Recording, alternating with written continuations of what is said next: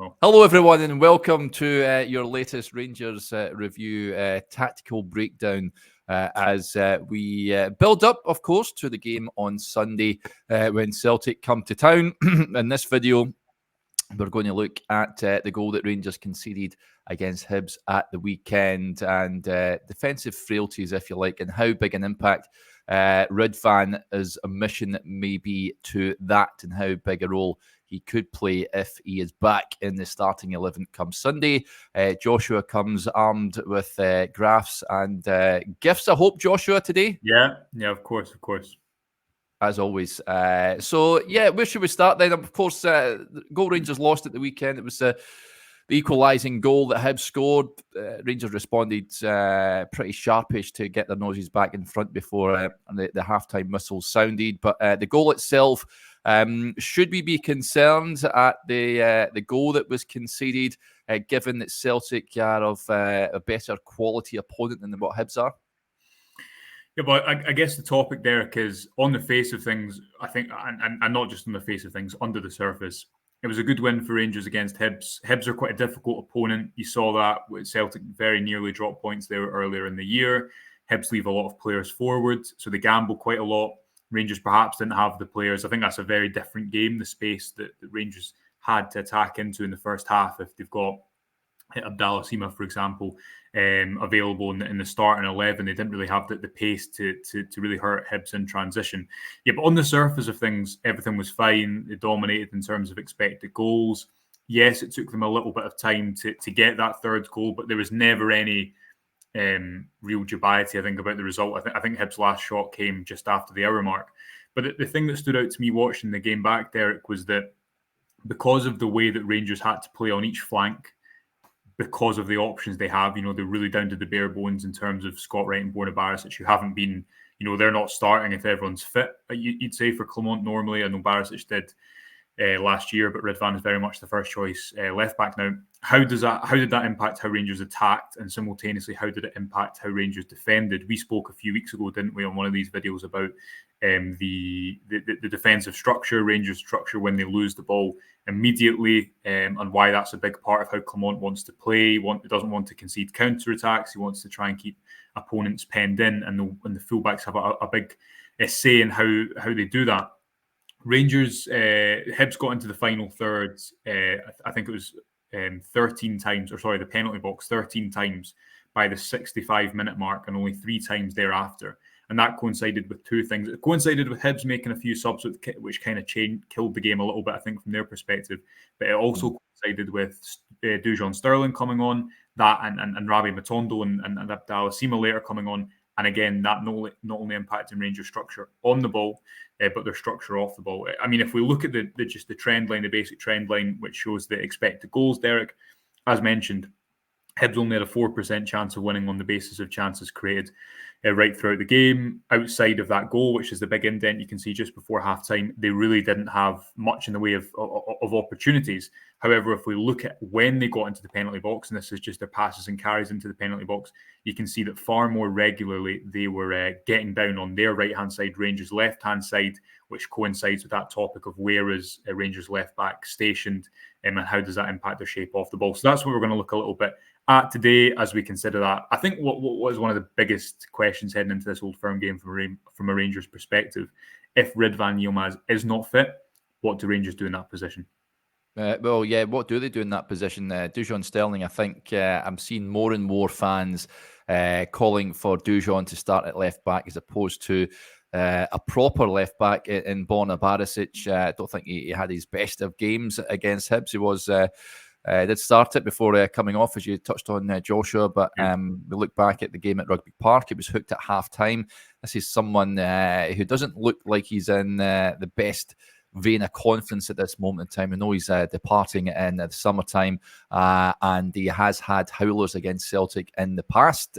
So I can see why Dujon might be the better bet out there. Do you think that's how the manager might look to line up if Ridvan doesn't make it?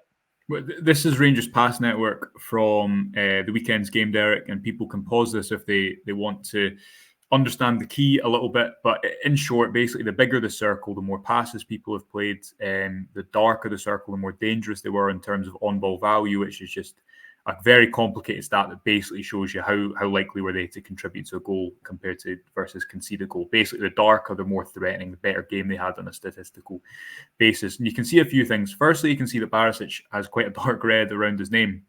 And this is the important thing around the Borna Barisic conversation. I think probably everyone who watches these YouTube videos will know that Ridvan is a player that I think has added a lot to Rangers and have for a while, probably for a long time. People wanted to see what Ridvan actually brought, and it has taken him a long time to settle in.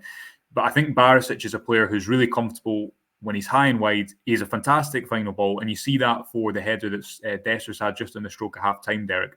For all the maybe criticisms and complaints you have with Barisic, with one kind of swing of his left boot, if you will, he can create a higher quality, a really high quality chance that otherwise you'd have to go through a team to create, or you'd need maybe a winger to beat 3 or 4 players. So he does have that quality, which is one of the reasons he's played so frequently. But if you look at the left and right hand side of the Rangers team, which is again charting the average passing position, we've not seen a Clement team look like this that often. And what I mean by that is Scott Wright is far better operating in these kind of pockets as opposed to when he's isolated out wide. When he's isolated out wide, he normally goes down the line and gets crowded out. You saw that at St Johnstone away recently, and you saw the difference when Dujon Sterling came on at halftime and won the penalty when he gave Andy Considine a far more difficult game. What Scott Wright is good at is receiving in the pocket. So we saw James Tavernier probably move wide a little bit more frequently than he has done as of late. Borna Barisic is not someone who's going to move inside the pitch, which obviously then restricts the winger ahead of him as to where he can move. And simultaneously, Fabio Silva isn't really he's not a touchline hugging winger. He's not someone who naturally probably wants to be out wide. He's someone who wants to start out wide and then move inside. And what we'll look at in the gifts, Derek, when we look at the build up to the goal and a couple other moments, again, it's not necessarily just looking at Barisic and saying he had a bad game. It's more looking at how did the way that Barisic interprets that left back role, how did that coinciding with a couple of other factors? I think Lundstrom not having a great game, in particular on that left hand side. How did that coincide with the Rangers looking slightly open and not having the control at kind of the base of midfield that they normally would? And why did that lead to Hibs creating those transitions? If we go back to this pass network here, which shows their passes and carries into the final thirds and not the penalty box, you can see that more often than not, it was down their right-hand side. So we've got a few gifts to show that, which hopefully gives a little bit more context as to what we're talking about.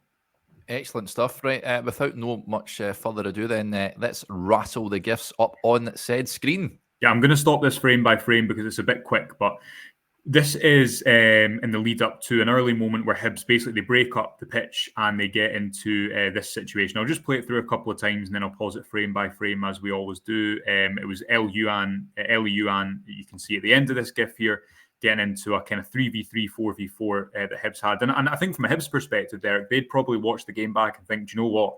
Yeah, we only created 0.2 expected goals outside of our goal.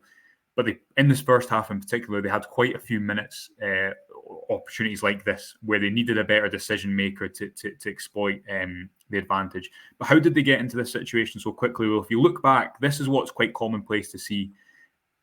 Rangers they're not necessarily using their fullbacks as just quote unquote inverted fullbacks who only come inside the pitch and play as midfielders. I think there's a lot of layers to that. But the fullbacks are moving inside the pitch in the final third a lot more frequently than we're used to seeing with wingers high and wide when wingers are available. And the point is wingers have not really been available for the last couple of months, have they? No.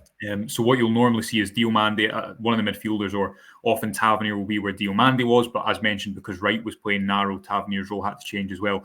But the key position here is Borna Barisic. So this is Borna Barisic tucked in. We heard James Tavernier say in the interview we did with him a few months ago that Clement always wants this when the ball's on the far side. He wants his fullback tucked in to guard against transition. The issue here is not that Barisic makes a wide run, right? The issue here is that Lundstrom in the frame before this takes a really heavy touch. But Elie Youan stays in that narrow position, and it's just Barisic's natural game to try and go high and wide.